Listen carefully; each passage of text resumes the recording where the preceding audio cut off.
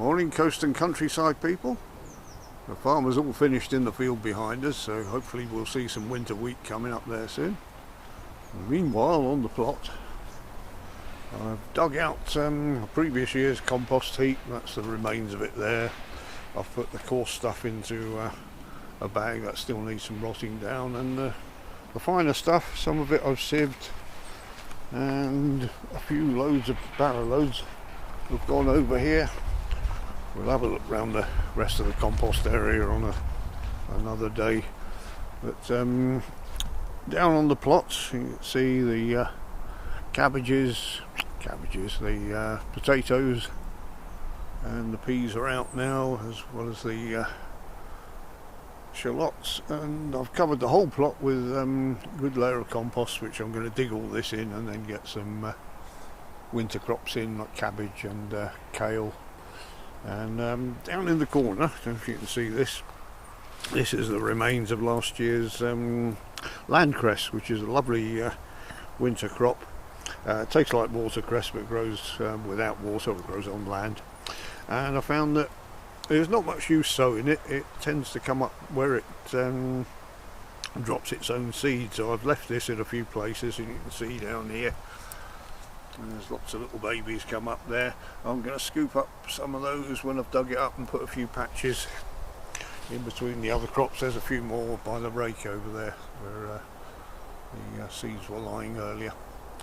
And while we're down here, a quick look at the bee's nest. This is where I was burning some garden waste the other day, and I accidentally disturbed the bee's nest, as you saw in the other video. And I had a look at them yesterday. They're doing fine. Let's have a quick look under here. Yeah, they've built a nice little nest there. Ooh, there's one that appears to be dead on the top here. Oh no, he's just very tired. So, I saw them coming in and out yesterday and flying about. It's been very cold overnight, so they're probably feeling a bit lethargic. But slowly they're building up a nice little dome over here, so they're nice and dry in there. I won't disturb them any longer, because that wasn't what the video was about. So potatoes still to come out yet, haven't dug those. And the spinach, I must do a picking of that today. And over here, we'll go past the pudding tunnel, won't be looking in there today. This is the one of several buckets of slugs. You don't want to look at that too long, it smells. And in here we've got the tomato tunnel, which is still cropping, despite the fact it got below 10 last night.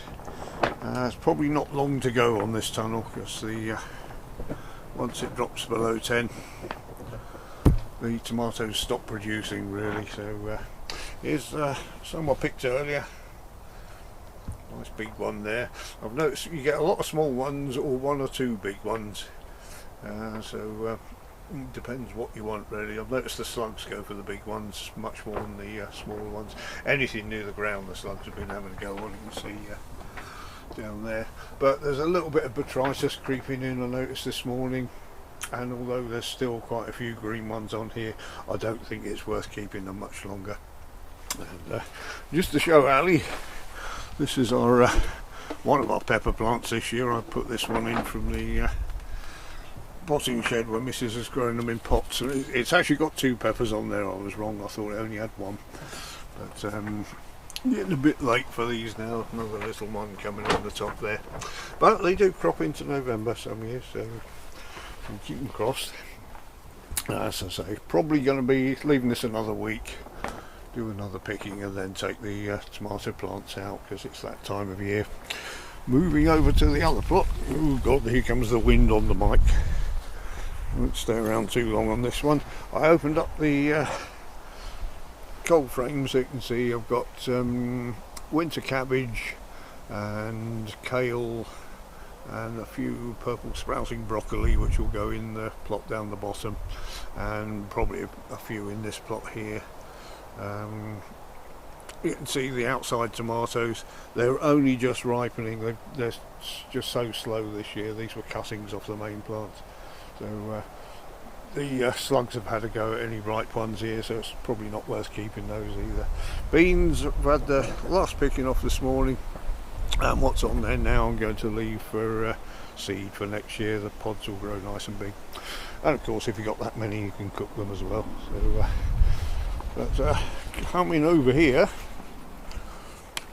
as some of you know, I'm a cactus grower, but we're not looking at cactus today. This is the cactus shop tunnel, but at the back we've got the grapevine, which is planted outside, and I've cut a hole through the wall here, so the roots are outside but the plant actually comes in into the polytunnel, which ripens the grapes a lot quicker.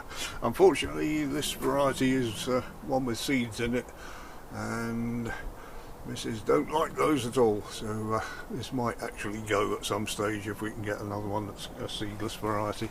But we've got enough there to probably make half a pint of juice, so better than nothing on a bad year. I might actually take this off.